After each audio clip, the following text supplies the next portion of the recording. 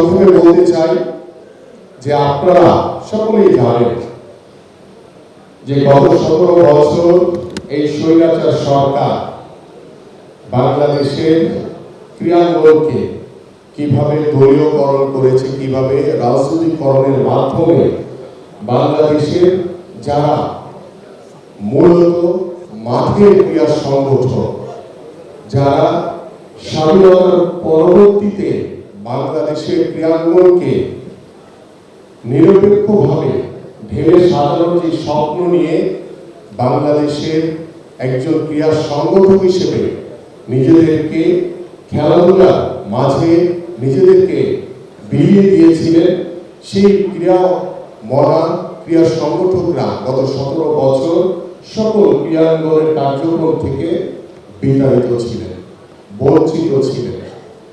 আমাদের আজকে এই জেলা ও বিভাগীয় ক্রীড়া অ্যাসোসিয়েশনের আত্মপ্রকাশের উদ্দেশ্য হচ্ছে যে আমরা যারা বিগত 17 বছর কিংবা তার আগে যারা বাংলাদেশের ক্রীড়াঙ্গনে বিভিন্ন সেক্টরে বিভিন্নভাবে উপজেলা পর্যায়ে, সংক্ষেপে বলতে চাই যে আপনারা সকলেই জানেন যে গত 17 বছর এই স্বৈরাচার সরকার বাংলাদেশের ক্রীড়াঙ্গনকে কিভাবে দলীয়করণ করেছে, কিভাবে রাজনৈতিকরণের মাধ্যমে বাংলাদেশের যারা মূলত মাঠের ক্রীড়া সংগঠক, যারা স্বাধীনতার পরবর্তীতে বাংলাদেশের ক্রীড়াঙ্গনকে নিরপেক্ষভাবে ঢেলে সাজানোর যে স্বপ্ন নিয়ে বাংলাদেশের একজন ক্রীড়া সংগঠক হিসেবে নিজেদেরকে খেলাধুলার মাঝে নিজেদেরকে বিলিয়ে দিয়েছিলেন, সেই ক্রীড়া সংগঠকরা গত 17 বছর সকল ক্রীড়াঙ্গনের কার্যক্রম থেকে বিতাড়িত ছিলেন, বঞ্চিত ছিলেন। আমাদের আজকে এই জেলা ও বিভাগীয় ক্রীড়া অ্যাসোসিয়েশনের আত্মপ্রকাশের উদ্দেশ্য হচ্ছে যে আমরা যারা বিগত 17 বছর কিংবা তার আগে যারা বাংলাদেশের ক্রীড়াঙ্গনে বিভিন্ন সেক্টরে বিভিন্নভাবে উপজেলা পর্যায়ে, জেলা পর্যায়ে, বিভাগীয় পর্যায়ে আপনাদের যে অবদান বা আপনাদের যে মাঠের খেলাধুলা নিয়ে, দেশীয় খেলাধুলা নিয়ে আপনাদের যে চিন্তাধারা, আন্তর্জাতিক মানের যে খেলাধুলাগুলো রয়েছে সেগুলো নিয়ে আপনাদের যে চিন্তাধারা, সেই চিন্তাধারা নতুন করে আমরা আপনাদের সকলকে সাথে নিয়ে সেই হারিয়ে যাওয়া, বঞ্চিত, বিতাড়িত যারা গত 17 বছর দলীয়করণের কারণে, স্বৈরাচার আওয়ামী লীগের ফ্যাসিস্ট আচরণের কারণে বাংলাদেশের ক্রীড়াঙ্গন থেকে দূরে সরে গিয়েছিলেন, আমরা সেই ক্রীড়াঙ্গনের মানুষগুলোকে একসাথে একত্রিত করতে চাই। আমরা আপনাদের আজকের এই উপস্থিতি প্রমাণ করেছে যে আপনারা বাংলাদেশের খেলাধুলাকে কি পরিমাণ পছন্দ করেন। আমরা প্রত্যেকটি জেলা আজকে আমরা দেখেছি যে প্রত্যেকটি জেলা কিংবা বিভাগীয় পর্যায়ে সকল ধরনের খেলাধুলা প্রায় বন্ধ হয়ে গেছে। আজকে শুধু ক্রিকেটের দিকে যদি তাকান, আমরা গত 17 বছর দেখেছি ক্রিকেটটা কারা নিয়ন্ত্রণ করেছে, কিভাবে ম্যাচ ফিক্সিং থেকে শুরু করে কত অনৈতিক দুর্নীতির ভিতরে ক্রিকেট বোর্ড গত 17 বছর পরিচালিত হয়েছে। আমরা এখন পর্যন্ত পরিপূর্ণভাবে সেই ক্রিকেট বোর্ডকে স্বৈরাচার মুক্ত করতে পারিনি। আমরা বাংলাদেশ ফুটবল ফেডারেশনের দিকে তাকান, আজকে আমরা বাংলাদেশ ফুটবল ফেডারেশনকে আমরা আশা করেছিলাম যে যারা বিগত বছরে 17 বছরে যারা বিভিন্নভাবে বাংলাদেশের ফুটবল থেকে বঞ্চিত হয়েছিল, যারা মাঠের ফুটবলকে নিয়ে সারাদিন ব্যতিব্যস্ত থাকতো, সেই মানুষগুলোকে আমরা ফুটবল ফেডারেশনে দেখব। কিন্তু দুর্ভাগ্য, হাতে গোনা কিছু মানুষ ছাড়া আমরা দেখছি যে এখন পর্যন্ত ফুটবল ফেডারেশনে সেই আওয়ামী লীগের পুনর্বাসন করা হয়েছে।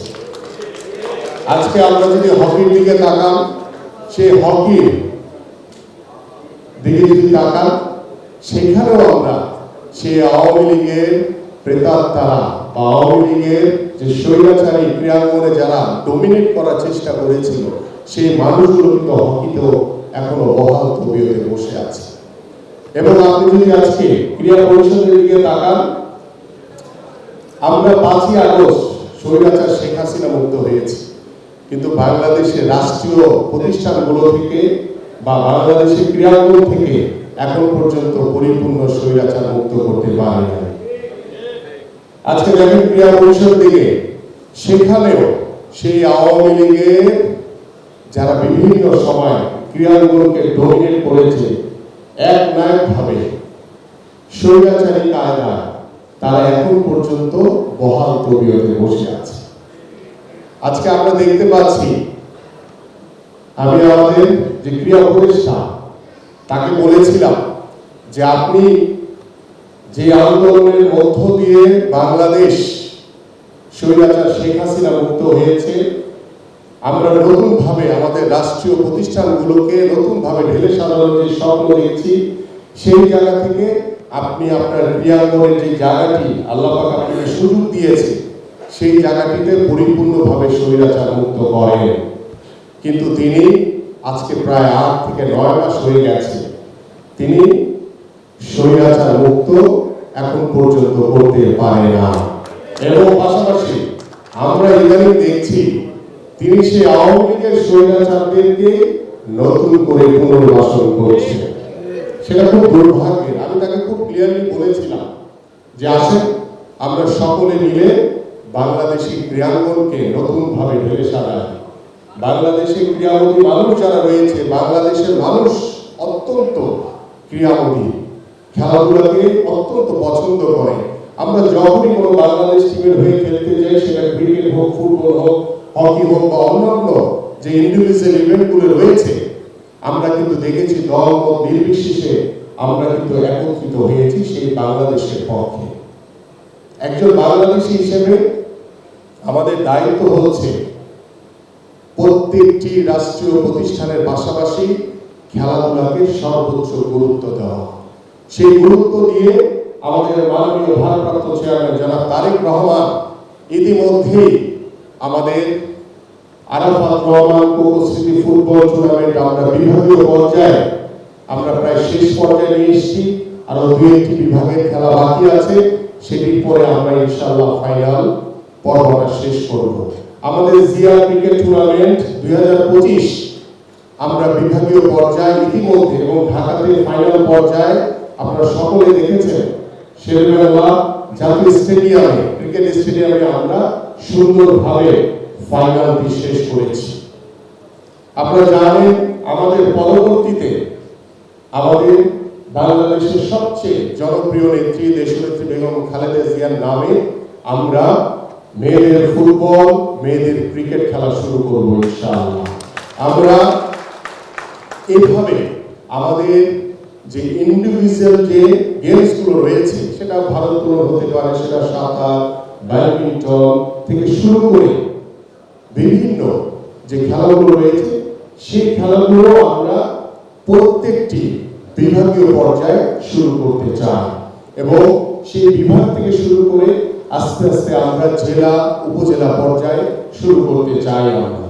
এবং সেই জন্যই আজকে আমাদের যে জেলা এবং বিভাগীয় ক্রীড়া সংগঠন অ্যাসোসিয়েশনের যে আত্মপ্রকাশ, আমি আপনাদের সকলকে বিনীতভাবে অনুরোধ করব, আমরা আমাদের এই ক্রীড়াঙ্গনকে, আমরা এই খেলাধুলাকে আমাদের ভবিষ্যৎ প্রজন্মের জন্য একটি সুস্থ জাতি হিসেবে গড়ে তোলার জন্য খেলাধুলা অত্যন্ত গুরুত্বপূর্ণ। আমাদের সেই সুস্থ জাতি হিসেবে গড়ে তোলার জন্য আমরা যদি আমাদের সন্তানদেরকে প্রত্যেকটি স্কুল পর্যায়ে একদম প্লে গ্রুপ থেকে শুরু করে আমরা যদি স্কুল পর্যায়ে আমরা খেলাধুলাকে বাধ্যতামূলক করার পরিকল্পনা করেছেন আমাদের মাননীয় ভারপ্রাপ্ত চেয়ারম্যান জনাব তারেক রহমান। তিনি বলেছেন যে আমরা প্রত্যেকটি শিক্ষা প্রতিষ্ঠানে অলিম্পিকে যে ধরনের খেলাগুলো নিয়ে আমরা অংশগ্রহণ করি, আমাদের যে ইন্ডিভিজুয়াল যে গেমস গুলো রয়েছে, দলীয় যে গেমস গুলো রয়েছে, সেখান থেকে আমরা সিলেক্ট করে আমরা 8টা থেকে 10টা গেমসকে প্রাধান্য দিয়ে আমরা প্রত্যেকটি শিক্ষা প্রতিষ্ঠানে খেলাধুলাকে বাধ্যতামূলক করা হবে। এবং সেখানে আমরা ছোটবেলায় দেখেছি যে একজন যে ক্রীড়া শিক্ষক থাকতো, তিনি ফুটবল খেলাতেন, তিনি ক্রিকেট খেলাতেন, তিনি কাবাডি থেকে শুরু করে সব ধরনের খেলাই খেলাতেন। তিনি বেসিক্যালি একজন শিক্ষক। কিন্তু আমরা এই স্কুলগুলোতে প্রত্যেকটি ইভেন্টের জন্য, আমরা যেমন আমাদের ন্যাশনাল ফুটবল টিমের জন্য একজন